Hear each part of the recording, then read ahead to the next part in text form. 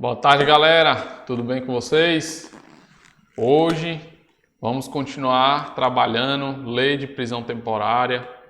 Está aí no seu edital como disciplina de processo penal. Inclusive, eu até já conversei com o delegado Rafael, que está dando aula de processo penal, e lecionarei, até falei na aula passada que lecionarei lei de prisão temporária e lei de interceptação telefônica, que são leis que estão lá inseridas na disciplina de processo penal, apesar de serem legislações extravagantes. Então, o Rafael também vai ter uma visita aí na minha disciplina de legislação extravagante e vai lecionar a lei de drogas para vocês, tá bom? Quem conhece o Rafael aí é o doutor Léo Santana, Rafael Medeiros, delegado aí, trabalha com a gente, certo? Inclusive do último concurso.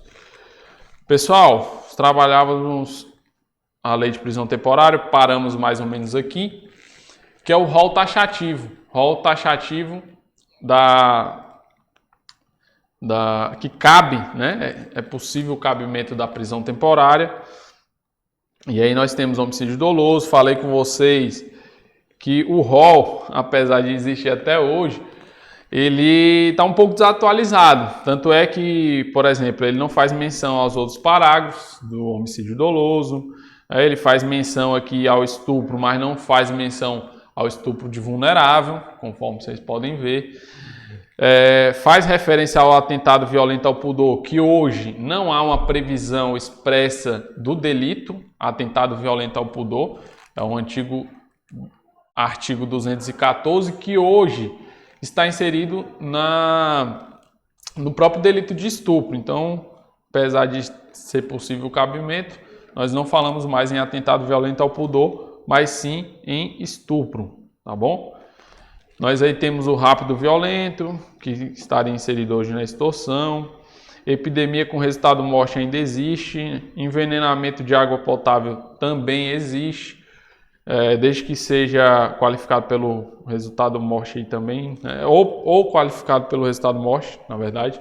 A epidemia com resultado morte é que é possível o cabimento aí da prisão temporária. Então nós temos aqui diversos delitos. Temos quadrilha ou bando, que é a atual associação criminosa, genocídio, tráfico de drogas, apesar de a lei aqui ser a antiga. Hoje nós temos a lei 11.343, crimes contra o sistema financeiro e aí vai. Tá bom? Então, o que eu aconselho? Vocês lerem o material de apoio, tá? O material de apoio. Então, deem uma lida, principalmente na véspera de prova. Foi o que eu fiz na minha prova para delegado. A peça prática, para vocês vai ter uma discursiva, mas para mim caiu uma peça prática. E o que eu fiz? A prova objetiva era pela manhã e a peça prática pela tarde. No horário do almoço, eu fui dar uma lida no livro de peça prática e era justamente sobre a lei de prisão temporária. E aí, às vezes, a gente estuda, né, dá um certo branco no número da lei, como não havia vade-mecum, eu não podia levar vade-mecum para a prova. O que eu fiz? Eu dei uma folheada na lei de prisão temporária, no rol e principalmente no número da lei, para poder citar o número da lei, que é a lei 7.960/89. E foi justamente, caiu a lei de prisão temporária, caiu uma peça de prisão temporária na minha prova. Então eu recomendo aí, em véspera, vocês darem uma lida para ficarem afiados, tá bom? Então aqui nós temos também o rol dos crimes hediondos, que nós vamos ter uma aula específica para falar de crimes hediondos, tá bom? Hediondos e equiparados, então fiquem tranquilos. Aqui é só para vocês saberem que a prisão temporária é cabível tanto do rol taxativo da própria lei 7.960, quanto também dos crimes hediondos e equiparados, tá bom?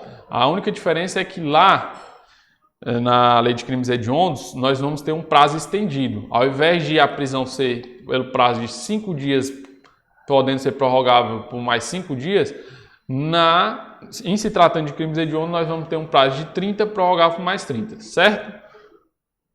Falei na aula passada a questão do cabimento diante de contravenções penais e crimes culposos, não é cabível, tá? Diferentemente da prisão preventiva, que é cabível em se tratando de crime culposo, quando, por exemplo, for difícil, né, a questão da identificação da pessoa. Aí é possível a prisão preventiva. Agora eu quero trabalhar com vocês esse ponto 4 aqui. Você já tem um material que diz respeito à prisão temporária como última ratio. O que seria? Tá dando para ver aí, pessoal? Tá dando para ver direitinho, filmagem? Dá um ok aí que eu continuo. Prisão temporária como última razão. Para quem não é do direito, última ratio significa última razão. Quer dizer o quê, galera? E aí, continuando, né? E desnecessidade ou necessidade de um não cabimento da substituição por outra medida cautelar ser justificada de maneira individualizada e fundamentada. O que significa isso que eu acabei de dizer? Pessoal, significa o seguinte, que a prisão temporária era cabível quando não for mais possível nenhuma outra medida menos extrema, tá bom? Então, é o chamado sistema da bipolaridade das medidas cautelares. Que quer dizer o quê? Antes nós tínhamos duas opções, né? O juiz tinha duas opções. Ou ele prendia uma pessoa temporariamente ou preventivamente, ou ele dava liberdade provisória.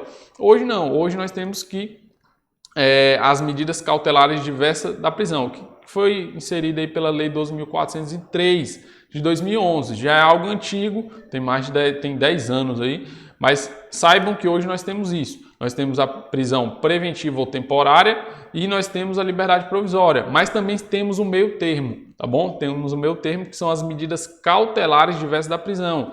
Fiança, tornozeleira eletrônica, e aí vai, né? Temos essas medidas cautelares diversas da prisão, que significa dizer que para caber a prisão temporária, deve-se analisar, cabe medida cautelar diversa da prisão? É possível colocar a pessoa no monitoramento eletrônico? Sim ou não? Sim. Então, se cabe, aí não caberia a prisão temporária, tá bom? A prisão temporária tem alguns requisitos, que é a fumaça do cometimento do delito. Para que o juiz defira uma prisão temporária, ele deve se demonstrar que há fumaça do cometimento do delito, tá bom? Que são as fundadas razões de participação ou autoria num crime, e o periculum libertatis, que é o perigo de manter uma pessoa em liberdade. Mantê-la em liberdade vai atrapalhar as investigações? Sim ou não? Sim, então é cabível a prisão temporária. E aí, esse requisito plus foi o que eu falei. É cabível medida cautelar diversa da prisão? É mais proporcional uma medida cautelar diversa da prisão? Sim, então não vai caber prisão temporária justamente porque a medida cautelar diversa da prisão é a mais acessível ao caso. E o momento para se decretar uma prisão temporária? Aí o momento, galera, é só na fase investigatória. Prisão temporária, anotem isso porque pode cair na prova. Prisão temporária só é cabível na fase de inquérito, ou seja, fase investigatória, certo? Não é cabível na fase processual. A partir do momento em que houve oferecimento e recebimento da denúncia, não é mais possível prisão temporária. É até possível a prisão preventiva, mas aqui nós estamos falando de temporária, tá bom? Ambas aí são prisões cautelares, mas a prisão temporária ela é cabível na fase investigatória. E aí, como o concurso de vocês é para a área policial, na fase de inquérito policial, certo? E um ponto interessante também que eu gostaria de destacar é que a prisão temporária ela é preferível à prisão preventiva. Então, cabendo a prisão temporária, cabendo a prisão preventiva, ambas são possíveis de ser cabíveis na fase investigatória, sim, mas a prisão temporária ela é preferível em relação à preventiva quando há a presença dos requisitos de ambas, justamente porque a prisão temporária ela é cabível. Tchau. Falou, Brunão. Valeu. Brunão aí que acabou de dar uma palestra aí para vocês. Então, a prisão temporária, ela é cabível, ela é preferível em relação à prisão preventiva. Inclusive, foi o que caiu na nossa peça de delegado no último concurso.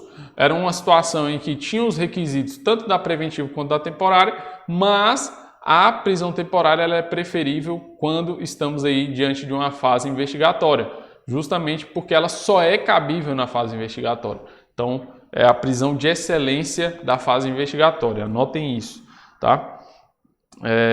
Isso não quer dizer, galera, que não é cabível a prisão preventiva na fase investigatória, tá bom? É cabível sim, Mas como é que é cabível, sendo que, né, a prisão temporária também existe? É cabível, pessoal, porque nem sempre um crime vai estar lá no rol taxativo que a gente trabalhou. E na prisão preventiva não existe esse rol taxativo, os requisitos são outros. Então é plenamente possível que uma prisão temporária não tenha ali os requisitos presentes, porque o crime não está no rol taxativo, mas seja possível uma prisão preventiva. E aí, nesse caso, é óbvio, vai caber a prisão preventiva e não a temporária, tá bom? Procedimento, ponto 6 aí, que é de extrema importância. A prisão temporária, ela é cabível mediante representação do delegado, né, ou autoridade policial, ou requerimento ministerial, ou seja, requerimento do Ministério Público. Isso está onde? Está lá no artigo 2º caput da Lei de Prisão Temporária. É cabível uma prisão temporária de ofício? Não. Pelo juiz? Não. Por quê? Porque fere o sistema acusatório. Uma vez que o juiz, a partir do momento em que ele, de ofício, ele decreta uma prisão temporária de alguém, ele está simplesmente atuando na fase investigatória e ainda de ofício, sem provocação. Isso não é mais possível, tá? E, inclusive, com o pacote anticrime, hoje nós teríamos aí a questão do juiz das garantias, que está com eficácia suspensa, mas a tendência é que se adote o sistema acusatório puro. Tanto é que a jurisprudência atual, né, se cair algo relacionado à jurisprudência, vocês anotem, o juiz hoje ele não pode nem mesmo decretar uma prisão preventiva de ofício. Então, tudo agora seria mediante provocação, tá bom? Provocação, seja da autoridade policial, seja do Ministério Público. Então, fiquem ligados aí. Na prisão temporária já era pacífico de não caber, justamente porque a lei nem deixa. Mas nada impede, pessoal, de o magistrado de ofício ele pedir a apresentação do preso temporariamente. Ou seja, o próprio magistrado fala, não, traga o preso até a mim para eu dar uma olhada aqui se foram respeitados os direitos dessa pessoa que está presa temporariamente. Isso daí não tem nada a ver com decretar a prisão. Ali ele estaria analisando algum direito relacionado àquela pessoa que está presa preventivamente, ou temporariamente. Então é plenamente possível que o juiz de ofício ele peça a apresentação do preso à sua presença, certo? Isso tem previsão na lei. Para se decretar a prisão temporária, digamos que seja mediante representação da autoridade policial, delegado de polícia, há necessidade de oitiva do Ministério Público? Sim, previsão no parágrafo 1º do artigo 2º, tá bom? Então é plenamente possível, e aí é claro que é imprescindível a oitiva do Ministério Público. Por quê? Porque o Ministério Público é o titular da ação penal. Em se tratando de matéria penal e processo penal, nós sabemos que o Ministério Público ele tem essa titularidade da ação penal e aí nada mais do que justo, né, que o próprio titular da ação penal saiba quem está sendo preso temporariamente. E aí, sabendo que ele está preso temporariamente, ele vai analisar, não, eu possivelmente vou oferecer denúncia em relação a esse crime. Então, é imprescindível que ele saiba também por que aquela pessoa está sendo presa temporariamente, até mesmo dando parecer favorável ou não. Lembre-se, o parecer favorável ou não do Ministério Público não vai vincular a decisão do Judiciário. Então, se o Ministério Público der um parecer desfavorável à prisão, isso não quer dizer que necessariamente o juiz vai indeferir a prisão temporária. Não quer dizer nada, mas quer dizer que o titular da ação penal está dando ali a sua opinião em relação ao caso, tá bom? Prazo para decretação. Esse prazo aqui, pela lei, ele seria de 24 horas. Então anotem, inclusive tem ou grifem o material de vocês, que esse prazo é de 24 horas. Está lá no parágrafo 2º do artigo 2º, certo? Prazo, eu gosto sempre de fazer comparações, e aí nós temos o mesmo prazo que a lei de interceptação telefônica, que tem um prazo também de 24 horas para o juiz autorizar, né, decretar a interceptação telefônica, e também seria o mesmo prazo que lá na Lei Maria da Penha, nós vamos trabalhar esse prazo, quando a autoridade policial ela decreta uma medida protetiva de afastamento do lar. Aí, nesse caso, a autoridade policial deve remeter em 24 horas para o juiz e o juiz em 24 horas também terá que decidir acerca da decretação, né, dada pela autoridade policial do afastamento do lar, certo? Então é importante. que vai cair na prova também, prazo de duração. A regra é que o prazo seja até 5 dias. Então, 5 dias, comprovada a extrema necessidade, vai ser prorrogável por mais 5 dias. Tá bom? Então, a lei prevê essa prorrogação de 5 dias. Não são sucessivas prorrogações, apenas uma prorrogação. Isso também não quer dizer, galera, mas aí eu já acho que não vão cobrar na prova de vocês, essa questão. Necessariamente tem que ser de 5 dias? Não, não necessariamente. A autoridade policial pode representar pedindo 3 dias, pedindo 2 dias. Mas é claro que na prática a autoridade policial vai querer o máximo de prazo possível. Ela não vai querer uma prisão temporária de 2 dias, 3 dias, tá bom? Mas saibam que é plenamente possível um prazo inferior ao de 5 dias, embora na prática isso não ocorra. Na prática você esgota os 5 dias. Então fiquem cientes disso. Se for cobrar, eles vão cobrar os 5 dias, prorrogável por igual período.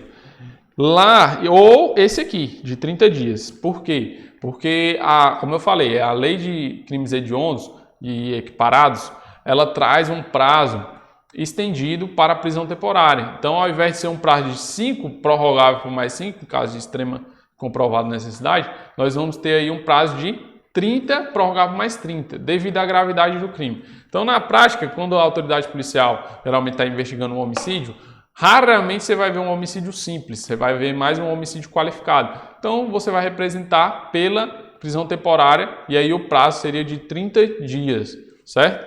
Ou, no caso que caiu na última prova para delegado, a peça prática era um caso de latrocínio e aí sabendo que o latrocínio ele está previsto lá na lei de crimes hediondos, logo o prazo vai ser de 30 dias, prorrogável mais 30. Então, na peça, o delegado ele teria que representar e aí fazer menção ao prazo de 30 dias, que seria o prazo correto, tá bom? A prorrogação é automática, galera, desses 30 dias. Eu tenho 30 dias. Automaticamente vão ser mais 30 dias? Não. Esse prazo de 30 dias ele só vai ser prorrogável em caso de extrema e comprovada necessidade. Extrema e comprovada necessidade. Não comprovou necessidade, a pessoa ali, o caso preso, vai ser liberado, tá bom? Esse prazo é material? Sim. Digamos aí que você está trabalhando na delegacia como inspetor, escrivão, e aí sabendo que aquele preso ele foi preso pela noite. Perguntaram aqui o Áquila. Esse Áquila é bom.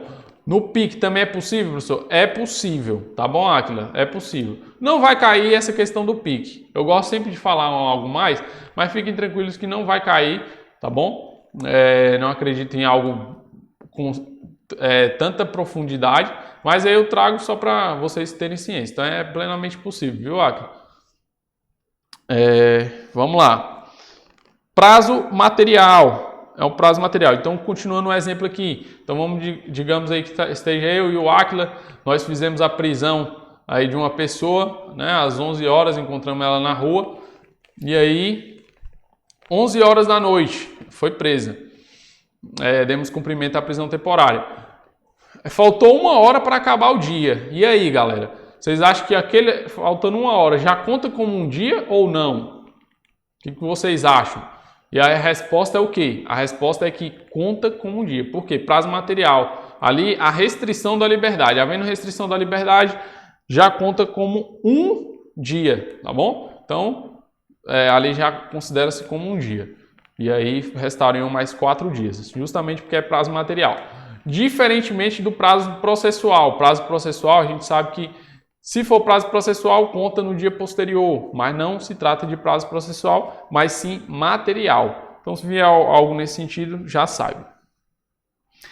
Então, período inferior é possível. Desnecessidade de alvará de soltura. Não há necessidade de alvará de soltura, tá bom? Por quê? Porque ali a decisão ela já deve vir com prazo inicial e prazo final. Inclusive, fiquem atentos porque foi uma inserção dada pelo pacote anticrime, se eu não me engano, justamente dizendo que a autoridade judicial ela deve colocar expressamente a data inicial e a final. E aí a data final daquele prazo da prisão temporária pessoa automaticamente ela tem que ser solta, tá bom? Se ela está presa temporariamente. E aí o prazo final é no dia 10 de um determinado mês, no dia 10 ela deve ser solta. Não precisa de alvará de soltura, ou seja, pela própria decisão que decretou a prisão temporária, como ela já tem um prazo inicial ao final, não precisaria de um alvará de soltura para liberar o preso temporário, tá bom?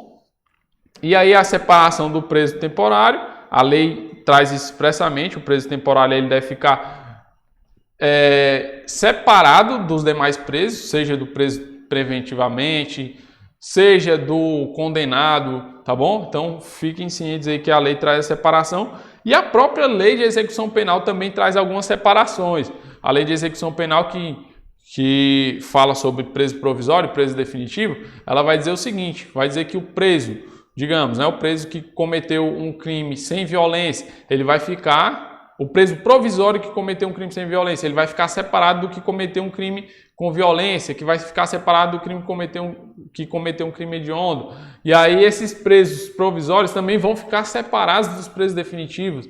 E aí os definitivos, os que são primários, vão ficar separados dos presos reincidentes, e aí vai, tá bom? É importante aí dar uma lida no artigo 84, caput e parágrafo 1º. Assim como no artigo 3º da Lei 7.960, que é a Lei de Prisão Temporária. Qual o período que o delegado solicita essa prorrogação? Eu não entendi muito bem a pergunta, vou tentar aqui. Qual o período que o delegado solicita essa prorrogação? Ou seja, se é na fase de inquérito? É essa a pergunta, Helder? Boa tarde, professor.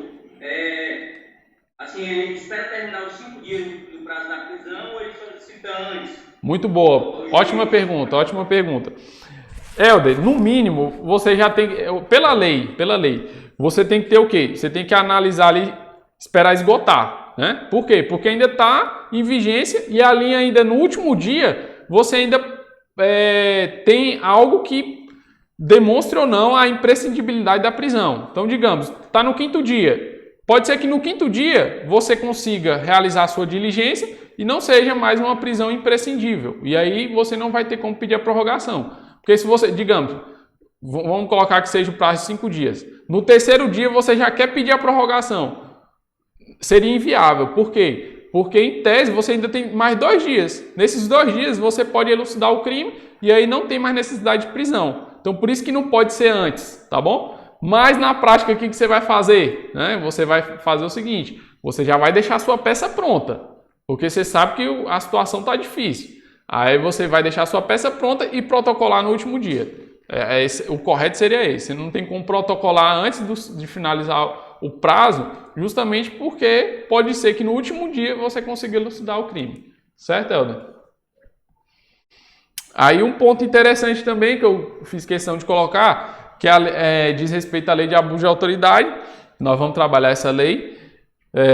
A lei de abuso de autoridade, ela diz que punível, no caso a conduta do agente que prolonga a execução de prisão temporária, de pena ou de medida de segurança, deixando de expedir em tempo oportuno ou de cumprir imediatamente ordem de liberdade. Então pode ser que o agente, ou no caso o policial penal, ele responda por um abuso de autoridade, e se for demonstrado o dolo específico, a finalidade específica que exige para o tipo, caso ele prolongue. Então, digamos, eu vou deixar esse preso temporário aqui, que era para acabar nos 5 dias, eu vou deixar ele mais 5 dias aqui. Ou seja, não tem autorização judicial, não tem nada.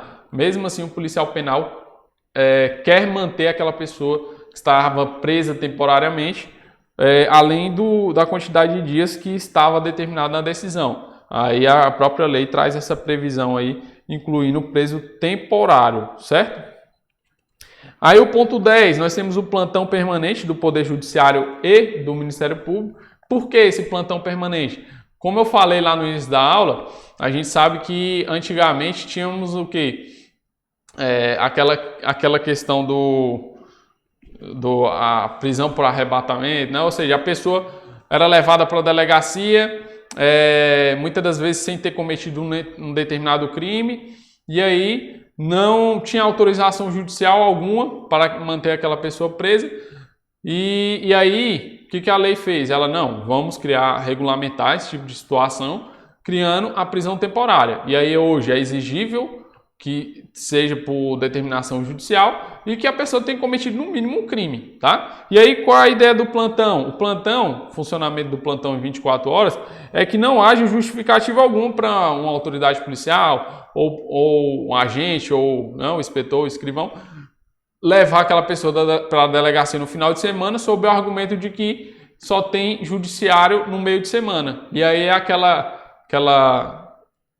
prisão ali sem autorização judicial teria ocorrido justamente por isso. Então, para acabar qualquer tipo de coisa, nós temos hoje o plantão, funcionamento dos plantões e a possibilidade de uma decisão judicial sair até mesmo no final de semana, tá bom? Aí nós temos informativos, coloquei 2 informativos. Prisão temporária por sua própria natureza instrumental é permeada pelos princípios do estado de não culpabilidade e de proporcionalidade, de modo que a sua decretação só pode ser considerada legítima caso constitua medida comprovadamente adequada e necessária ao acautelamento de fase pré-processual, não servindo, para tanto, a mera suposição de que o suspeito virá a comprometer a atividade investigativa. Então, informativo aí atualizado, 2017, que vai, quem sabe, caia na prova. Eu acredito mais em cobrança da literalidade da lei, tá bom? Então, eu coloco aqui informativo como algo a mais, mas eu acredito em cobrança da literalidade da lei, tá bom? Então, foque nisso também. Foque mais nisso, aliás. Esse informativo, 2016, pode o magistrado decretar a prisão preventiva, mesmo que a representação da autoridade policial do Ministério Público seja pela decretação da prisão temporária. Então, vamos dizer aí que o delegado ele represente pela prisão temporária, mas é o juiz entendendo ali que, na verdade, cabe a preventiva, é perfeitamente possível que a prisão preventiva seja utilizada, ao invés apesar de o delegado ter representado pela temporária. E aí aplicaria o que se chama de princípio da fungibilidade das cautelares, tá bom? Ah, mas representou por uma temporária, o juiz não poderia agir de ofício dessa forma, né? Mas a jurisprudência entende que não seria um agir de ofício. Tanto é que houve provocação da autoridade policial. Só que ele entendeu que ao invés de caber uma, caberia outra. Apenas isso. E aí eu trouxe uma questão interessante sobre prisão temporária, demonstrando aí que cai em prova para agente, escrivão e até outros cargos, tá bom, gente? É cabível em outros cargos, OAB e aí vai. Vamos lá. Com relação à prisão temporária, Lei 7.960, assinale a opção correta. Alternativa A, só é cabível durante a fase de inquérito policial, sendo vedada a sua decretação no curso da ação penal. E aí, galera? Estão respondendo aí? Vamos lá, pulando aqui. Letra B, é decretada pelo juiz de ofício ou em face de representação da autoridade policial ou de requerimento do Ministério Público e tem prazo de 5 dias, prorrogável por igual período em caso de extrema e comprovada necessidade. Essa daqui está quase certa, né? O erro dela é dizer que o juiz pode de ofício, e aí não poderia. Vamos lá, letra C. Só o Helder participando aí. Pode ser decretado quando há fundadas razões de autoria ou participação do indiciado em qualquer crime doloso. E aí qual é o erro? Falar em qualquer crime doloso. Porque é um rol taxativo. Rol taxativo é apenas o que tem ali na lei, né? Apenas o que está previsto lá no rol. Então não é qualquer crime doloso. Torna errado a ser. D. Decorrido o prazo de 5 dias de detenção, o preso deve ser posto imediatamente em liberdade, ainda que já tenha sido decretado sua prisão preventiva. Aí é óbvio que não, né? Se a pessoa está presa preventivamente, não tem por que soltá-lo, né? Sabendo que ele, tudo bem, houve autorização judicial para liberá-lo da temporária, mas se tem uma outra prisão, inclusive a própria lei fala, né? Salvo se não estiver preso por outro motivo. Aqui, se ele está preso por prisão preventiva, também torna a questão errada. Na hipótese de representação da autoridade policial, o juiz, antes de decidir, deve dispensar a oitiva do MP. É errado, como eu falei. Importante a oitiva do MP para dar o parecer, se é favorável ou não. Então, ó, trabalhamos aqui, ó. Só é cabível durante a fase de inquérito policial, sendo vedada a sua decretação no curso da ação penal, diferentemente da preventiva, que é cabível na fase de ação penal. Então, todos acertaram. Ah, professor, mas tá muito fácil. Pessoal, mas é isso que cai. Não tem como fugir disso, né?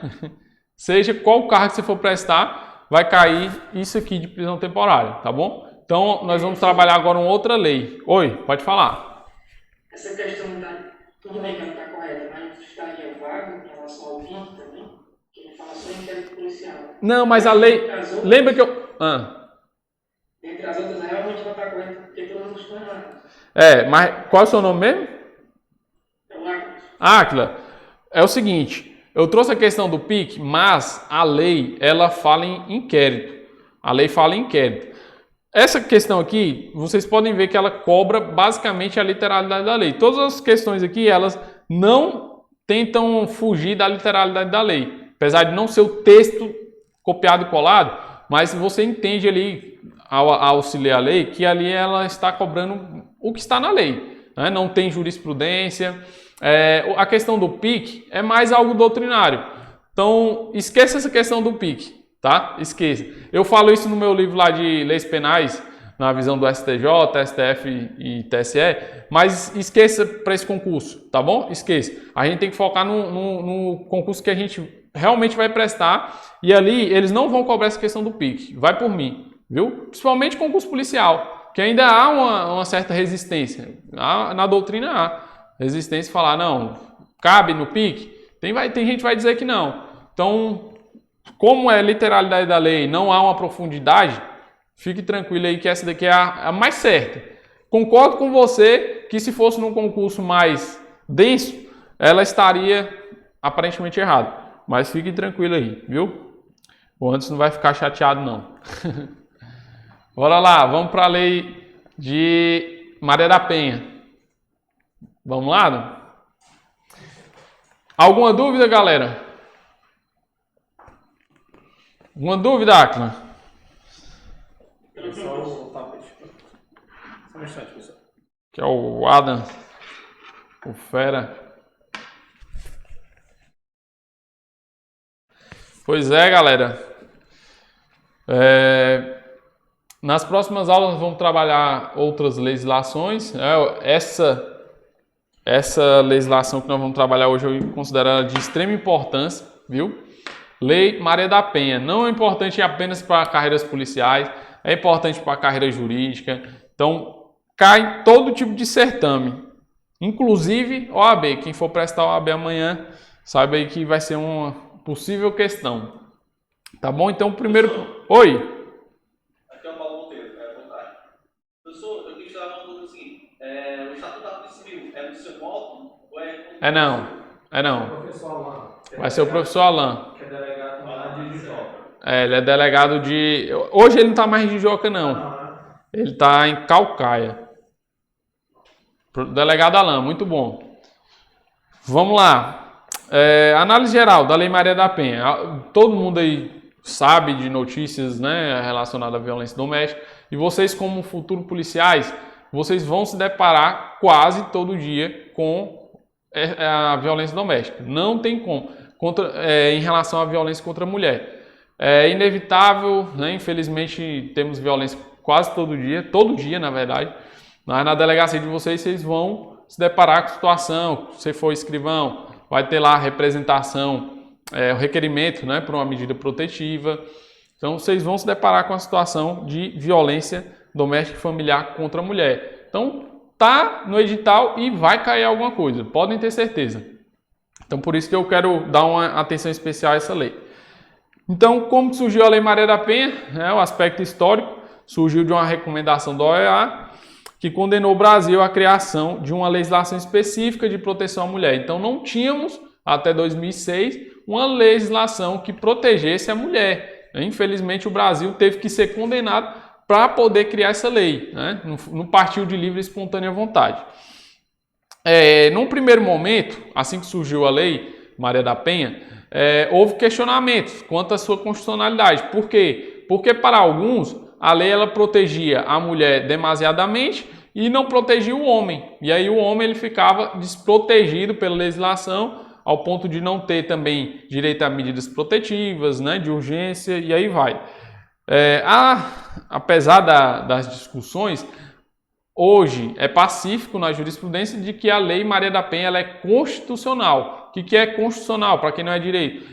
Quer dizer que obedece à Constituição Federal. Então, há uma previsão na lei e ela está ao encontro da Constituição Federal. Então, ela obedece à Constituição Federal. Por isso, ela é constitucional. Não haveria violação à igualdade. Nós sabemos que hoje nós temos a igualdade formal, material e pelo reconhecimento. Nós temos aí, então, a igualdade material, né? Tratar o igual de maneira igual e os desiguais de maneira desigual na medida de sua desigualdade. Seria essa aplicação da Lei Maria da Penha. A natureza da lei. A lei ela tem conteúdo híbrido. Ela fala sobre processual penal, ela fala sobre civil e também ela vai tratar sobre penal. Penal, que inclusive na sua origem a lei não tinha nenhuma previsão de crime, tá? Não era a intenção do legislador criar crime na Lei Maria da Penha. Só que aí criou-se, no decorrer do tempo, o 24A, artigo 24A, que trata sobre um único crime na Lei Maria da Penha, que é o crime de descumprimento de medida protetiva. Ou seja, descumprimento de uma decisão judicial que decretou uma medida protetiva, tá bom? Então é o único crime e a lei ela tem conteúdo híbrido. Híbrido quer dizer misto. Então tem algo misturado, né? Tem processual penal, tem civil e aí vai. É um microsistema a Lei Maria da Penha. Oi? Inclusive, esse descumprimento pode até esteja na prisão preventiva, né? Um dos povos lá. Muito bom, isso mesmo. Eu não sei se vocês tiveram processo penal, mas o Rafael vai falar sobre isso, prisão preventiva, que é um dos requisitos aí para sua decretação. É possível, né, a questão do descumprimento de medida protetiva. O Paulo perguntou se o material está disponível. Eu mandei para a Ingrid e já fica disponível aí. Está fazendo uma formatação bacana e já está na sua mão, viu, Paulo Lucas? Paulo Lucas aí é fera, viu, gente? Vamos lá. Objeto da lei. Galera, aqui objeto da lei é uma visão aqui bem tranquila, né? Vocês vão ver que é lógico, esse é o objeto da lei. É só para a gente entender aí. Qual é o objeto da lei?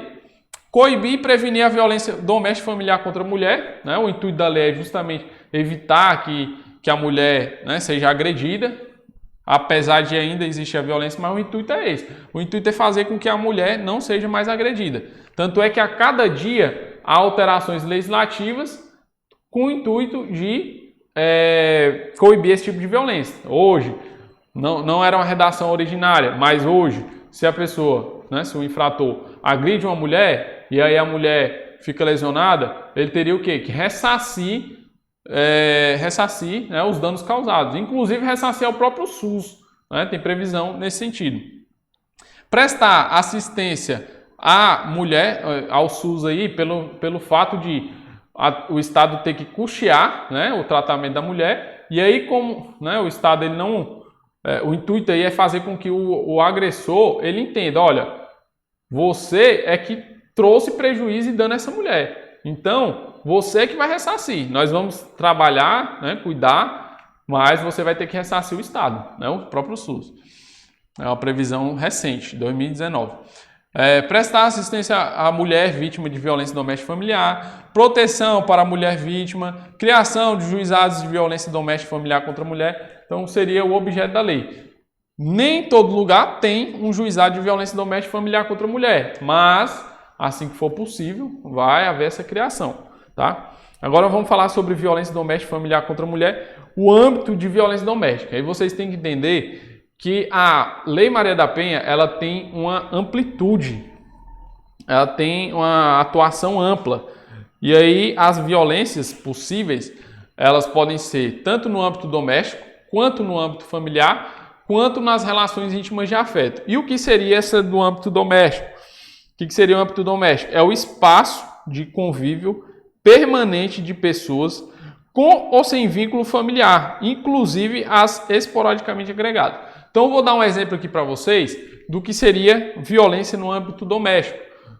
E aí a própria lei ela traz essa previsão, com ou sem vínculo familiar. Então, é possível uma violência doméstica sendo ela, né, com vínculo familiar? Sim.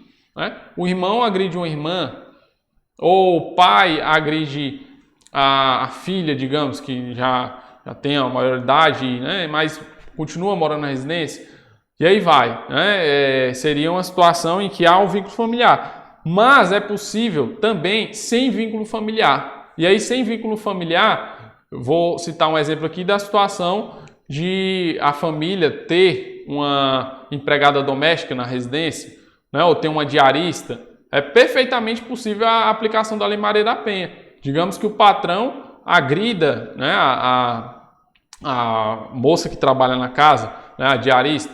É possível a aplicação da Lei Maria da Penha? Sem dúvida nenhuma. Então aí seria um tipo de violência no âmbito doméstico, tá bom? No âmbito doméstico. Então veja aí o grau de amplitude. Âmbito familiar, galera, âmbito familiar também tem um aspecto amplo. Por que eu digo isso? Porque diz assim, ó, é a comunidade formada por indivíduos que são ou se consideram aparentados. São ou se consideram aparentados. Então, o simples fato de você considerar que fulana é sua madrinha ou seu padrinho, isso daí já é suficiente para fazer incidir a aplicação da Lei Maria da Penha, tá bom? Então, por isso que a lei fala aqui, ó, unidos por laços naturais, que aí seria o biológico, né? Aquele chamado filho de sangue mesmo, a pessoa nasceu da barriga da mãe, mas também por afinidade ou por vontade expressa. Então, aquele padrinho ou aquela madrinha, digamos que o padrinho agrida, né, a sua apadrinhada, vai ser possível a aplicação da Lei Maria da Penha? Vai, sem dúvida nenhuma. Por quê? Porque aí seria uma violência no âmbito familiar, certo? E aí, claro, né, como eu falei, o genro que agride a sogra, tá? É plenamente possível a aplicação da Lei Maria da Penha, certo? Ou o neto que agride a sua avó, também é possível. Ou seja, é possível tanto a agressão de ascendente contra descendente ou de descendente contra ascendente, tá bom? E aí, demonstrando mais uma vez que a lei ela tem um caráter amplo. A terceira situação aqui... Oi? A questão que você está falando na questão do agredir pelo filho, aí também se caracteriza um pai idoso que é agredido pelo filho ou pelo neto, também se caracteriza na Lei Maria da Penha. Sim. O dela e a questão do... Sim, nós vamos, sobre essa questão aí do idoso, né? Nós vamos analisar que dependendo do caso concreto, se a vítima for idosa, além de mulher, temos agravantes, né, no Código Penal, quando a vítima é idosa, tá bom? E aí, o último aspecto, quem não tiver com material ainda, dê uma lida. Eu estou lendo basicamente o que está no artigo 5º. Então, o artigo 5º e o artigo 7º são muito importantes. O que eu estou falando está lá no artigo 5º, é o texto expresso. A última possibilidade aqui de a aplicação, né, da Lei Maria da Penha é no âmbito das relações íntimas de afeto. Então, seria o quê? Aquelas situações em que o agressor conviva ou tenha convivido com a vítima, independentemente de coabitação. O que é importante desses dispositivos? Porque, digamos que a pessoa fala, não, mas eu nunca casei com aquela pessoa. O agressor ele fala, não, eu nunca casei com ela, eu nunca mantive uma união estável. Mas até entre namorados é possível aplicar a Lei Maria da Penha, tá bom? Namorados e ex-namorados. Então, digamos que a pessoa, né, o agressor, ele já namorou aquela vítima. E aí ele terminou aquela relação tem 3 meses, mas aí ele continua ameaçando, volta pra mim, né? Volta senão eu vou te matar. Essa situação permite a aplicação da Lei Maria da Penha, tá bom? Então por quê? Porque seria relação íntima de afeto e aí a lei diz, independentemente de coabitação, não interessa se morou junto ou se tá morando, tá bom? Independentemente de coabitação. Não precisa estar morando no mesmo teto para que seja possível a aplicação da Lei Maria da Penha. Inclusive é o que diz a súmula 600 do STJ, vai dizer o seguinte, ó, para a configuração da violência doméstica e familiar, prevista no artigo 5º da Lei 11.340, Lei Maria da Penha, não se exige a coabitação entre autor e vítima. Eu sabia que alguém ia perguntar sobre isso, e esse alguém foi a Samantha. Samantha, é um ponto divergente, não acredito que vá cair, mas é um ponto divergente, e há aqueles que sustentam que sim, é possível, tá bom? Mas aí a pessoa tem que se identificar, né, como mulher, teria que se identificar como pessoa, né, do sexo feminino, ela rejeita o sexo masculino, e aí alguns falam que não precisariam de cirurgia, outros que sim, mas há quem sustente que sim, não é algo pacífico. Se eu falar para você que é algo, não, com certeza é possível aplicar em relação a travesti, né, ou a pessoa que é transexual, não é algo pacífico, tá bom? Pois é, o Paulo Monteiro viu o julgado. Oi. Posso assim, só comentar? Tem um acordo do TJDFT? Pode. Fala que, bom, o julgado se chama acordo, fala que o fato da figura ser uma transexual feminina não afasta a proteção legal da Lei Maria da Penha. Sim. Então, assim, não é um informe, mas já é uma... Um indicativo, Exatamente. Concordo. Ó, Vou botar aqui no chat. pode botar. Foi o Paulo Monteiro que falou, né? Não é isso? Então, Paulo Monteiro trouxe um julgado do TJDFT. Não, é importante, né? Eu vou só alertar aqui, Paulo, porque nem todo mundo é da área do direito. Então, tome cuidado, porque o julgado é do TJDFT e aí não tem algo pacífico nos tribunais superiores. Então, a decisão de um tribunal não necessariamente vincula o TJCE, por exemplo. Só tome cuidado em relação a isso. É um indicativo, e aí nós temos, né, posição doutrinária também nesse sentido, ser possível a aplicação. Né? Até porque hoje nós temos cada vez mais uma proteção maior ao pessoal que é da comunidade LGBT. Não é à toa que nós temos, inclusive, um julgado aplicando, né, a lei de racismo à comunidade LGBT, que antes não tinha essa previsão, né, não havia esse entendimento. Hoje nós temos.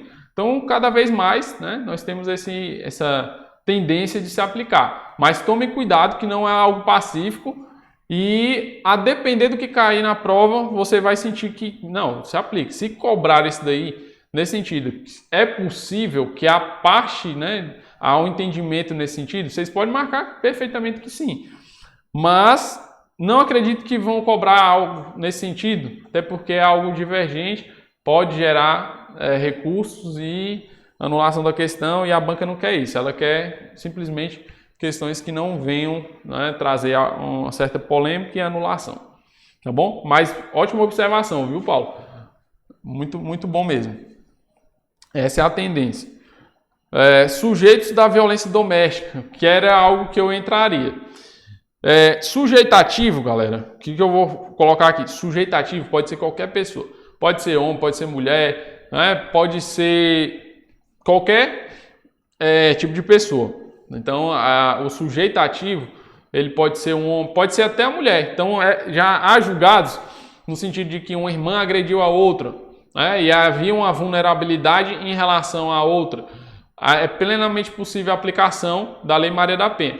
Um plus aqui que eu gosto sempre de ressaltar é que quando o sujeitativo é o homem e a vítima, claro, vai ser mulher, nessa situação, galera, já presume-se a vulnerabilidade da mulher. Por quê? Porque a agressão foi cometida por um homem. Então, presume-se a vulnerabilidade do homem da mulher em relação ao homem. Agora, quando o sujeito ativo é mulher, aí tem que se demonstrar a vulnerabilidade, tá bom? Quando o sujeito ativo é mulher, e obviamente a vítima vai ser mulher, deve-se demonstrar a vulnerabilidade, tá bom? E aí a vulnerabilidade, vamos colocar um exemplo, digamos que a mulher que é sujeitativa do crime, ela seja um policial militar, uma policial militar, e aí a vítima, né, é irmã, mas não é um policial militar. Demonstra-se a vulnerabilidade, por quê? Porque aí nós temos uma mulher que tem um porte de arma, que pode né, concretamente agredir a outra utilizando-se até da arma de fogo. E aí nós temos o quê? Que a vulnerabilidade está demonstrada, tá bom? O caso concreto é que vai dizer, mas aí vocês fiquem cientes de que é possível tranquilamente quando o sujeito ativo é mulher e o sujeito passivo é mulher. Na prática, o que você mais vê no dia a dia é quando o sujeito ativo é um homem e o sujeito passivo é uma mulher. Mas nada impede de o sujeito ativo também ser uma mulher. Sujeito passivo, mulher, e como eu falei, há essas divergências, né? Mas o que você pode marcar seguramente é que mulher seja o sujeito passivo, até porque a lei foi criada com esse intuito, tá bom? As formas de violência, galera, isso também cai mesmo. Quais são as formas de violência doméstica? Nós temos a física, psicológica, sexual, patrimonial e moral. A física, nós, né, já sabemos aí qual seria. Uma lesão corporal, até o homicídio é uma violência física, tá bom? Resultou em morte, violência física. Então nós temos lesão corporal, vias de fato é uma contravenção penal, mas também é uma violência física, tá bom? Plenamente possível. Seja crime ou contravenção, a lei traz a violência física. E aí, quem é de fora, muitas das vezes imagina que quem é de fora, que eu digo, não é da área do direito. Acredito que a única forma de violência doméstica é a física, até porque ela ocorre demais, com mais frequência. Muitas das vezes você vai se deparar aí com um policial, vai ver uma mulher chegando lesionada, né, na delegacia, e aí você vai ter que expedir uma guia para ela se submeter, né, ao exame pericial. Mas a violência física não é a única existente. Nós temos a psicológica. Psicológica é tudo aquilo que reduz a autoestima da mulher. Então, o homem que todo dia chama a mulher de burra, disso, daquilo, é uma forma de violência psicológica, porque a mulher... ou seja, não só de burro, né? Porque entraria aí na violência moral, tá, gente? Mas violência psicológica seria aquela que faz com que a mulher se sinta cada vez mais pior, né? Psicologicamente. Ou seja, ela não tenha vontade nem mesmo de viver. Acontece? Acontece. É uma violência psicológica, né? Tudo que faz com que a mulher se sinta mal e não queira sequer viver de forma feliz, tá bom? A própria lei traz essa previsão, algo que reduz a autoestima da mulher. A violência sexual, ela também é existente. Seria uma pessoa que queira fazer um sexo não consentido, entraria a questão do estupro, é uma violência sexual. Aquele homem que obrigue a mulher a usar um anticoncepcional para que a mulher não engravide, seria também uma violência sexual. E aí vai, tá bom? São vários os exemplos, citando alguns aqui para vocês. A violência patrimonial pode ser danificando documentos, danificando eletrodomésticos, né? Então também na prática vocês vão ver muito isso na delegacia. Às vezes o homem chega embriagado e quer quebrar tudo dentro de casa. Aí seria uma forma de violência patrimonial. E aí também tem reter documentos. Muitas das vezes a mulher quer sair de casa, quer se divorciar, o homem não deixa. Não, então eu vou pegar seus documentos. Aí retém os documentos da mulher para que ela não saia, não vá muito longe, não possa viajar, né? É uma violência patrimonial.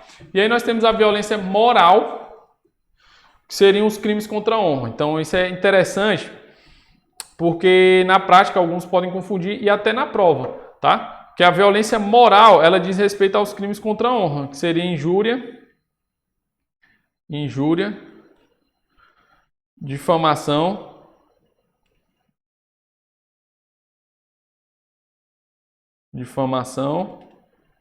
e calúnia. A letra não está das melhores, mas é isso, calúnia. Certo? Então seriam os crimes contra a honra. Então, como eu falei, digamos que o marido, né, o companheiro invente alguma mentira relacionada à mulher, né, algum tipo de difamação, exponha isso ao público, né, poderia configurar ou injúria ou difamação ou calúnia. Certo? Medida protetiva de afastamento do lar. medida protetiva de afastamento do lar, uma novidade aí que foi inserida na Lei Maria da Penha, que é o artigo do 12C, possível de cair, principalmente porque nós estamos trabalhando aqui um concurso da área policial, que a medida protetiva de afastamento do lar, antes ela era decretada apenas pelo Poder Judiciário. Hoje nós temos o quê? Nós temos que, em regra, ela é decretada pelo Poder Judiciário, pela autoridade judicial. Mas é também possível que seja decretada pelo delegado de polícia ou pelo policial, né? Como? Decretada pelo delegado de polícia quando o município não for sede de comarca, ou seja, o município ele não tem comarca, não seja sede de comarca do Poder Judiciário. Então, ali não tem Poder Judiciário. Aí é plenamente possível que o delegado de polícia, ele decrete, tá bom? E aí, só frisando, gente, quando fala assim, não é sede de comarca, não quer dizer que não tem nenhum juiz respondendo por aquele município, não. Quer dizer que ali não tem uma sede, mas há algum juiz respondendo, nem que seja da cidade vizinha. Então, o delegado de polícia, ele vai remeter essa decisão dele para o juiz da cidade vizinha, da comarca, que esteja respondendo por aquele município, tá bom? Então é plenamente possível. E se não houver delegado de polícia, e existe isso? Existe, com certeza. Até algum tempo atrás aqui no Ceará, tinha cidade que não tinha delegacia não, era a polícia militar que se apresentava como o delegado, né? Então, antigamente existia essa previsão, existia isso na prática, né? De modo que o policial militar é que tomava as decisões naquela cidade.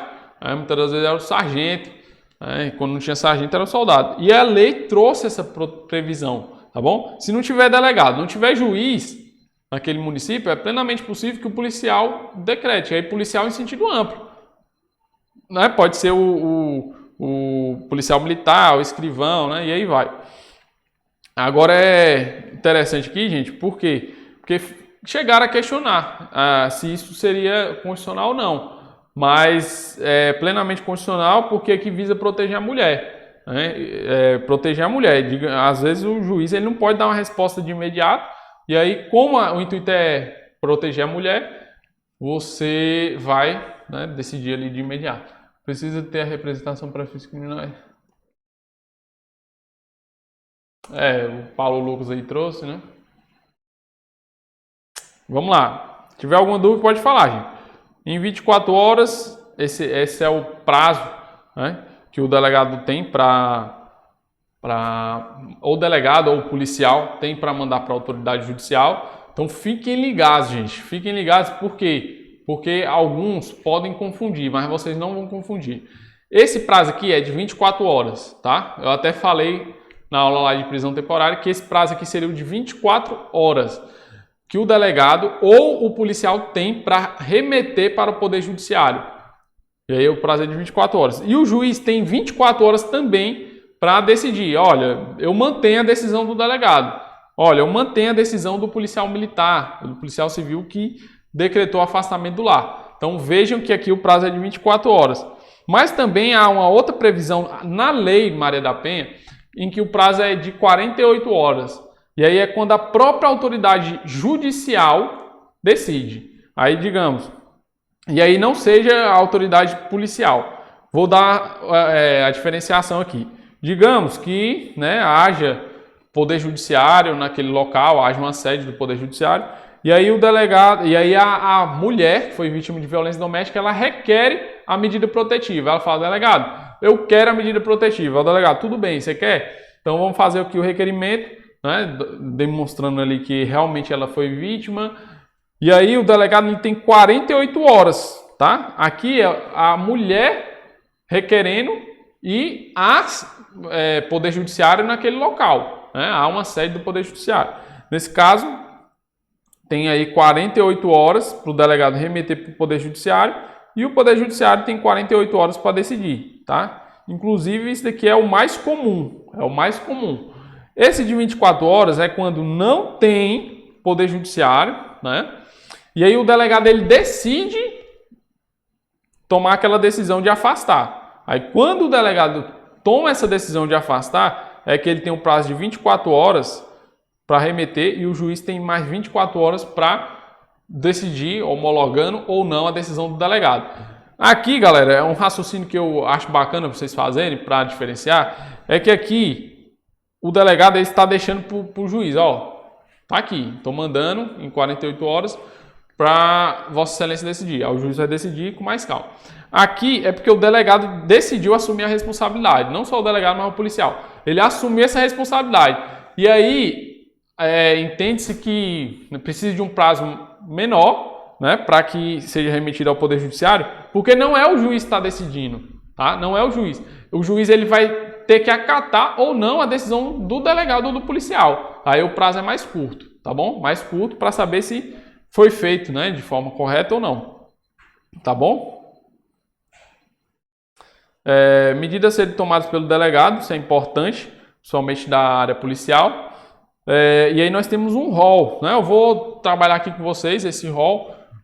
Entenda que não é um rol taxativo, tem muitas outras diligências que podem ser possíveis, mas o legislador tentou traçar as principais, tá bom? Então nós temos aí a primeira, garantir proteção policial, quando necessário, comunicando de imediato ao MP e ao Poder Judiciário. Então, digamos que tem uma vítima ali de violência doméstica e precisa de proteção policial. O policial vai garantir essa proteção. Não é levar para casa. Não, a lei não diz isso. O policial vai levar para a própria casa. Não. Garantir proteção policial precisa que vá lá na sua casa, né? Ou você fique aqui na delegacia por enquanto, até resolver a situação. Né? É basicamente isso. E é quando necessário. Nem sempre vai ser necessário. A lei já frisa isso de forma expressa para que não haja dúvida. Encaminhar a ofendida ao hospital ou posto de saúde. Ó, Alex aí. Encaminhar a ofendida ao hospital ou posto de saúde e ao IML. Também é um ponto interessante. É um ponto interessante porque muitas das vezes a vítima, né, se ela estiver bastante lesionada, vai precisar que ela seja encaminhada ali ao hospital e aí seja expedida uma guia, né? Você que vai ser o escrivão aí, vai trabalhar comigo na delegacia, você vai observar que você vai fazer muito isso, expedir uma guia para que a vítima se submeta ao exame, seja do IML, seja no posto ou hospital mais próximo da delegacia, tá bom? Inclusive a própria lei, eu até frisei aqui, ó, tá aqui para vocês, ó. Inclusive a própria lei, ela flexibiliza. Por que eu digo isso? Flexibiliza. Porque a regra, se vocês forem analisar no processo penal, é que a perícia oficial é que faça o exame, né, para constatar ali a lesão. Já na Lei Maria da Penha, há uma flexibilização de ser admitido que o exame no hospital, não precisa ser perícia oficial, o exame do hospital ele sirva como prova da materialidade. Então tá aqui, ó, artigo 12, parágrafo 3º, dizendo, ó, serão admitidos como meio de prova os laudos ou prontuários médicos fornecidos por hospitais e postos de saúde. Então, muitas das vezes, quando eu vejo que há uma certa urgência, né, eu peço uma guia ali para a vítima se submeter ao hospital mais próximo, que tem médico. E aí não tem problema algum, a lei admite que seja feito, tá bom? O ponto 3. Fornecer transporte para a ofendida e seus dependentes para abrigo ou local seguro, quando houver risco de vida. Também é muito importante. Aqui, ó, quando houver risco de vida. Nem todo caso de violência doméstica gera risco de vida, tá bom? Nem todo caso de violência doméstica gera risco de vida, então nem sempre vai ser necessário transporte, né, para um local ou abrigo seguro. Então, digamos que ela estava na casa do agressor, aí ela quer ir para a casa da mãe, aí teria que fornecer transporte. Isso aqui está na lei, gente? Tá, mas nem sempre na prática, digamos aqui, a estrutura do Brasil, nem toda polícia judiciária tem essa estrutura para fornecer transporte. Infelizmente é uma realidade que não se tem. Me tira uma dúvida.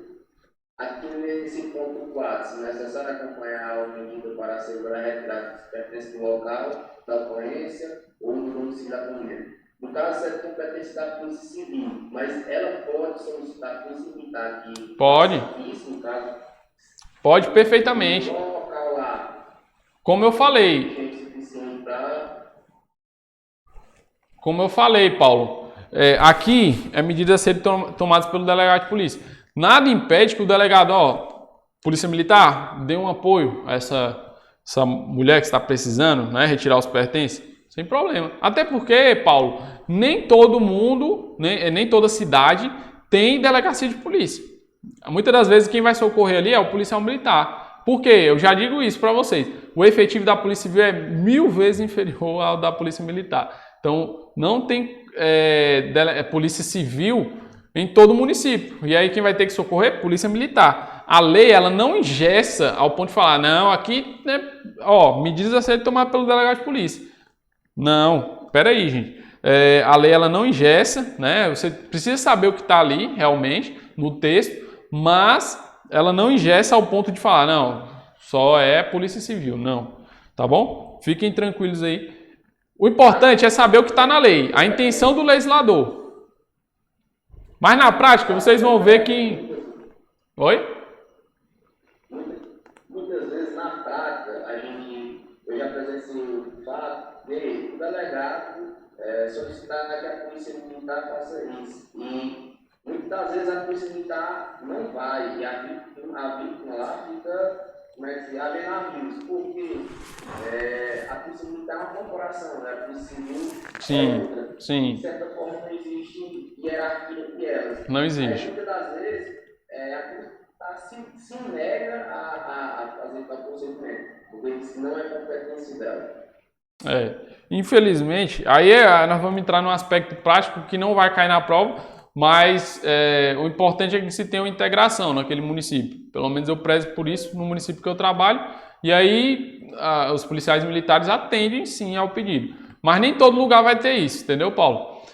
Mas é algo prático que a gente aqui, infelizmente, tempo curto, não tem como debater. Mas quem quiser me chamar lá no Instagram, eu explico um pouco como é que funciona da prática, mas aqui é a teoria, e só a teoria que vai cair para vocês, sabiam disso, né? Então, vamos que vamos. Mas é isso mesmo, Paulo. Na prática acontecem essas intercorrências e a vítima acaba sofrendo, né?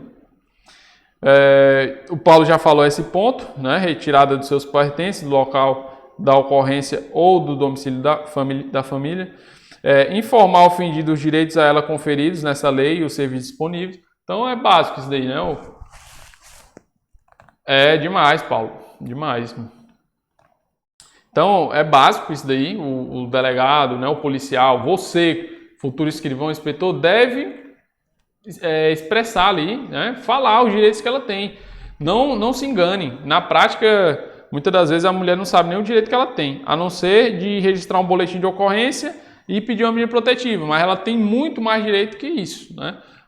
Hoje a lei ela traz a previsão de a vítima poder levar o filho para se matricular na escola mais próxima, né, onde ela esteja residindo, sob pena de ser descumprimento de decisão judicial, e aí configurar até o crime do artigo 24A, e aí vai, a previsão de divórcio, né, ser possível divórcio, e aí vai. Vamos lá. Então, finalizou esse ponto aqui. Vamos para esse outro ponto. Continuando. Ouvir a ofendida, lavrar BO e tomar representação a termo, se apresentado. Então, o primeiro ponto aí que se deve fazer quando a vítima chega na delegacia é ouvi-la, né? Lavrar o boletim de ocorrência. Você que vai ser escrivão vai ter que registrar o boletim de ocorrência desse caso. Tá bom? E tomar representação, que é um termo, né, que a vítima assina ao final, mas aí que tem lá a previsão, o que ela está pedindo, se ela está requerendo medida protetiva, afastamento do lar, né, geralmente é afastamento do lar, comunicação, ausência de comunicação entre ambos, ou distância de tantos metros, geralmente é isso, tá? Colher todas as provas que servirem para o esclarecimento do fato, e de suas circunstâncias. Aqui a previsão que se dá, né, pela lei é medidas serem tomadas pelo delegado de polícia, separação de corpos, bem lembrado, viu, Aquila? Mas isso daqui, geralmente na prática, é orientado pelo próprio escrivão, tá? Na prática, o escrivão é que acaba colhendo ali as provas, né? Ou seja, digamos que uma vítima chegou lesionada e aí houve também danos aos pertences pessoais ou aos eletrodomésticos. A vítima vai juntar ali fotografias que tiverem e tudo vai ser grampeado, né? Vai ser colocado numa pasta junto com o boletim de ocorrência que ela registrou, tá bom? Expedição de guia. Se o crime for sexual, digamos que houve um sexo não consentido, e aí a mulher alega que houve esse sexo não consentido, vai ter que expedir uma guia para demonstrar se realmente houve conjunção carnal, demonstrar que houve conjunção carnal recente. Helder, a lei ela não tem algo nesse sentido, tá? Não tem algo, mas, claro, inclusive tem alguns projetos, né, de legislação, mas é algo difícil, né? O que nós temos hoje é que se a mulher ela chega a inventar algo no sentido, né, de criar uma violência doméstica onde não existe, ela pode responder por denunciação caluniosa, tá bom? Denunciação caluniosa. Mas o intuito da lei basicamente é proteger a mulher, não tem algo expresso nela no sentido contrário, né? De que se ela mentir, aquilo ali vai ter sanções, não, mas daí vai ter no Código Penal, tá bom?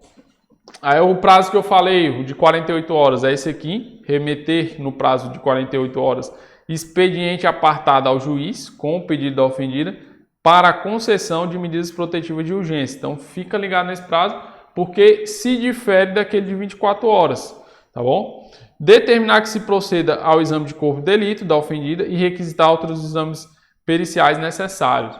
Então, sempre é importante, se houver necessidade de complementar com outras perícias, né, tem essa previsão na lei também. Ouvir o agressor, testemunhas, geralmente os crimes de violência doméstica e familiar, galera, nem sempre ocorre na frente de uma testemunha ocular. Então, o que se tem ali é a palavra da vítima. E aí vocês vão entender que na prática, e aí inclusive há entendimento na jurisprudência, de que como esses crimes, essas violências ocorrem às escondidas, né, ocorrem num local onde não tem mais ninguém, a palavra da vítima ela é valorada de uma forma especial, de modo que, analisando aí outros crimes, vamos colocar aqui um roubo que ocorreu na rua, e aí tem testemunhas, mas no processo não tem, no inquérito não tem, a palavra da vítima não tem essa valoração tão grande. Por quê? Porque era um crime que ocorreu e, em tese, tem testemunhas. Agora não, uma violência doméstica, ela dificilmente vai ocorrer na frente de todo mundo, a não ser que seja no meio da rua, né? Mas um crime sexual, por exemplo, vai ocorrer na cama, né? Em 4 paredes. Como é que vai conseguir uma testemunha ocular para uma situação dessa? Ou uma agressão, como é que vai conseguir? E aí a palavra da vítima acaba tendo um valor, né? Mas, se tiver testemunhas, ao delegado, cabe aí, tem a incumbência de ouvir o agressor e as testemunhas. Ordenar a identificação do agressor, fazer juntar os autos às suas folhas de antecedentes criminais, indicar a existência de mandado de prisão ou registro de outras ocorrências policiais contra ele, para verificar, né, se realmente o infrator já praticou algum outro crime anterior, até mesmo se há medida protetiva, né, protegendo a mulher. E aí, nesse caso, ao delegado caberia ali instaurar o inquérito policial pelo artigo 24A. E remeter no prazo legal os autos do inquérito policial ao juiz e ao Ministério Público. É uma previsão que está na lei também. Na verdade, nem precisava, né? É a obrigação do delegado mandar ali o inquérito policial no prazo legal. Mas o legislador preferiu colocar isso expressamente. Galera, isso aqui também é muito importante que eu vou falar, que são as vedações e restrições da Lei 11.340. Primeira restrição que nós temos aí diz respeito aos institutos despenalizadores. Para quem não sabe, institutos despenalizadores, a Lei 9.099 ela traz a previsão de suspensão condicional do processo, a previsão de transação penal, Então, esses seriam os institutos despenalizadores, tá bom? Vou tentar diferenciá-los aqui, para quem não conhece. Agora é NPP, né? Acordo de Não Persecução Penal. O NPP, galera, ele não está na lei 9.099. Ele está lá no Código de Processo Penal. Artigo 28A. E aí a transação penal e o SUSIS processual não coube aqui, mas esses dois aqui, que eu acabei de citar, esses dois aqui, eles estão lá na Lei 9.099, certo? Então são chamados de institutos penalizadores, assim como o ANPP. Só que um vai estar lá no Código Penal e o outro vai estar na Lei 9.099. O que ocorre? A Lei Maria da Penha, ela traz um certo rigor para a prática de violência doméstica, de modo que, se fosse qualquer outro crime, dependendo do crime, é claro, e aí digamos que o crime ele tem a pena mínima que não supere 1 ano, nós teríamos aí a possibilidade de aplicar o SUSIS processual, tá? E aí eu vou falar a diferença.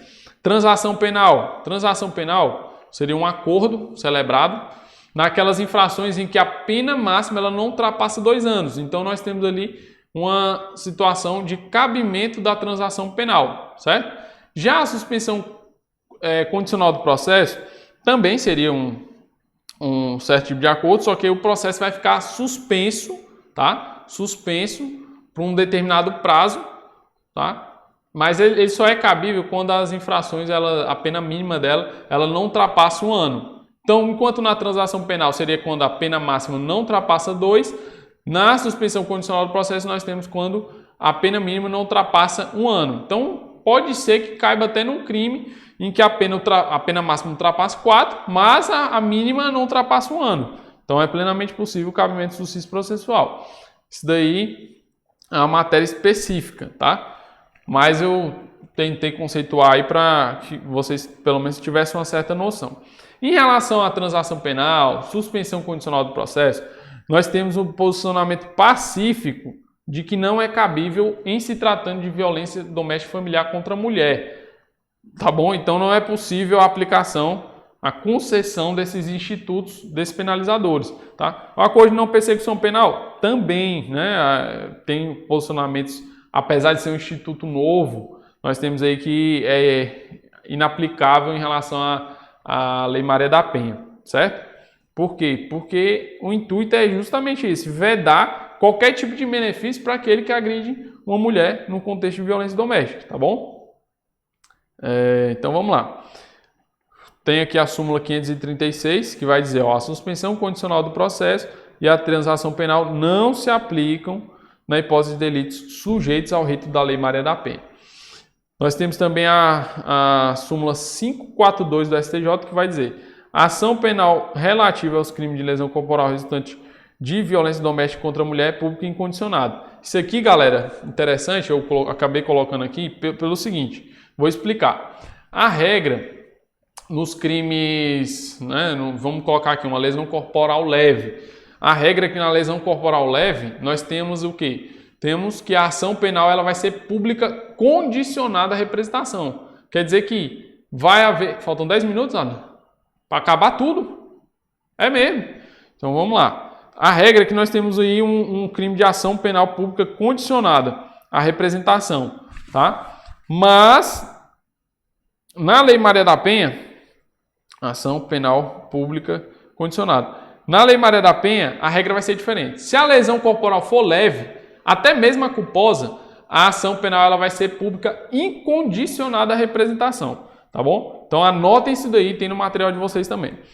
Já o SUSIS da pena, que é a suspensão condicional da pena, que não tem nada a ver com suspensão condicional do processo, aqui nós temos a possibilidade de aplicação da suspensão condicional da pena.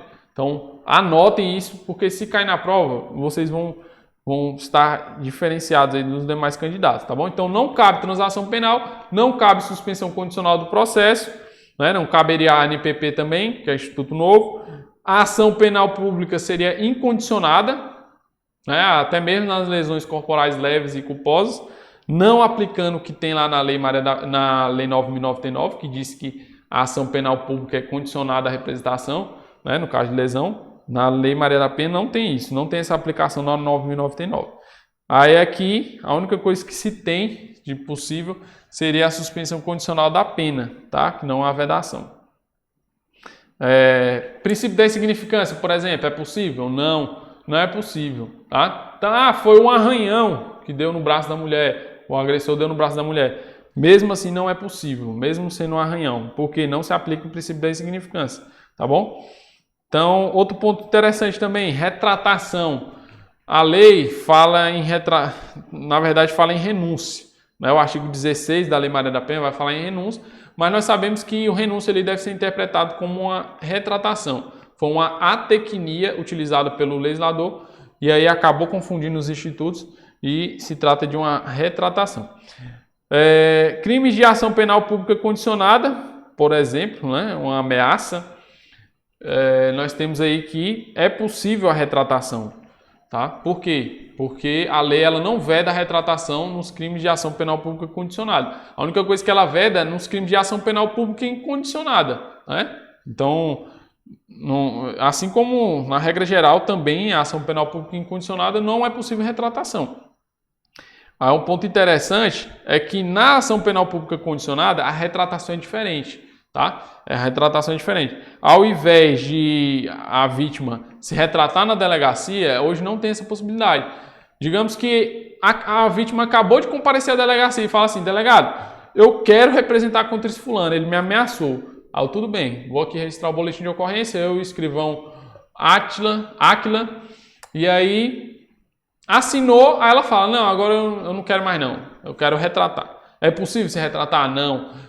Pela Lei Maria da Penha, a retratação ela vai ser, artigo 16, ela vai ser em audiência específica com o Poder Judiciário. Então veja aí a importância que a lei deu, o famoso tirar a queixa, Paulo. Aí a importância que a lei deu para poder proteger a mulher, né? Muitas vezes a mulher é pressionada a ter que desistir. Ela saiu da delegacia, o marido: ei, você fez isso contra mim, agora eu te pego. Aí ela: não, volta lá na delegacia e tira queixa, né? Que é o que o Paulo falou aí. Não é possível tirar queixa. É a própria família, né? É a própria família que pressiona. A própria família. Vocês vão ver, na prática tem demais isso daí, gente. Mas por que a senhora quer se retratar? Não, porque eu me senti mal, estou me sentindo mal, minha própria filha está com raiva de mim. Ou seja, a mulher foi vítima de violência pelo marido e ainda a própria família, né? O filho chora, né? Não quer que o casal separe e aí ela acaba querendo se retratar. É difícil, gente, mas vocês vão pegar isso direto. Lesão corporal leve e culposa, falei para vocês. Nesse caso aqui a ação penal é pública incondicionada, então veja o informativo 654. Toda lesão corporal, ainda que de natureza leve ou culposa, praticada contra a mulher no âmbito das relações domésticas, é crime de ação penal pública incondicionada. Então, fiquem ligados nisso daí. E também temos a súmula 542. A ação penal relativa ao crime de lesão corporal resultante de violência doméstica contra a mulher é pública incondicionada. Então, é pacífico isso daqui. Um ponto interessante que eu quero frisar também é o crime de natureza sexual. Antes nós tínhamos o estupro como um crime de ação penal pública condicionada. Inclusive, na Lei Maria da Penha também, se fosse um estupro no contexto de violência doméstica, ele era público condicionado à representação. Hoje não é, pela própria previsão expressa da lei. Em 2018, finalzinho de 2018, acho que em novembro, dezembro, o estupro ele passou a ter natureza de ação penal pública incondicionada. Então já não é possível mais retratação no estupro, seja violência doméstica, seja qualquer tipo de estupro, tá bom? Então, artigo 16, de ser possível a renúncia, né? Que na verdade nós temos se tratando aqui de retratação, até antes do recebimento da denúncia, em audiência especialmente designada para tal finalidade, sendo perante o juiz e ouvido o MP. Então é importante. Aí também um julgado recente, 2019, que não atende ao disposto no artigo 16 a retratação da suposta ofendida, ocorrida em cartório de varas, sem a designação de audiência específica necessária para a confirmação do ato. Então, digamos que a mulher vítima de violência doméstica chega lá no cartório da vara, né, do Poder Judiciário e fala, não, eu quero me retratar. Aí o escrevente, né, o analista ou o técnico do Poder Judiciário vai lá e dá uma folha, né, um papel, dizendo que ela está se retratando, mas não teve audiência específica. É possível? Não, não é possível, porque a lei fala que tem que ser audiência perante o juiz e ouvindo o MP, tá bom? Galera, último ponto aqui, para a gente terminar só na aula que vem, né? Não vai dar tempo de falar da Maria da Penha completamente, mas vamos lá. Penas de pecuniário. É possível, tá? É possível as penas de caráter pecuniário? E aí também fiquem ligados, porque é um rigor que o legislador colocou, de que não é possível. Então, ó, não é possível a substituição da pena privativa de liberdade por restritivo de direito em caso de condenação por crime de lesão corporal previsto no artigo 129, parágrafo 9º. Então, por que não é possível? Primeiramente, né, o legislador ele não quis facilitar a vida não só o legislador, né, mas o julgador também, no caso os tribunais superiores. Ele não quis permitir que o infrator ele pudesse beneficiar de alguns institutos. E aí esse da conversão da pena privativa de liberdade restritiva de direito, seja prestação pecuniária, seja também penas de caráter pecuniário, vamos colocar aqui, pagar uma multa, pagar uma cesta básica.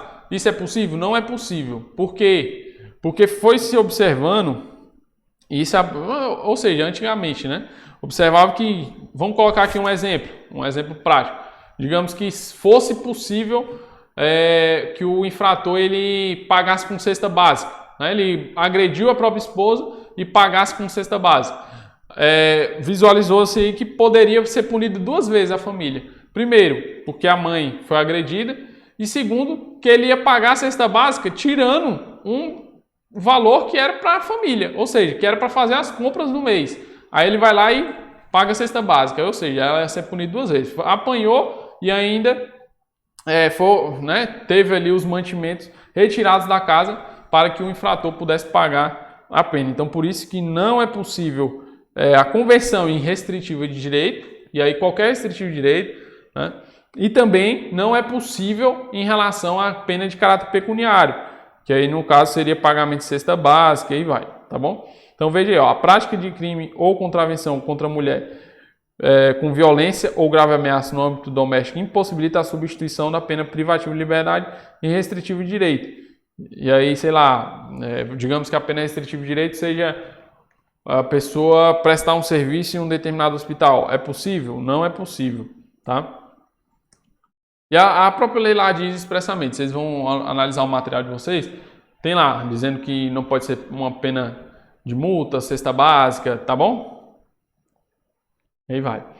Medida protetiva e prisão preventiva. Isso daí eu vou deixar para abordar no próximo bloco, próxima aula, né?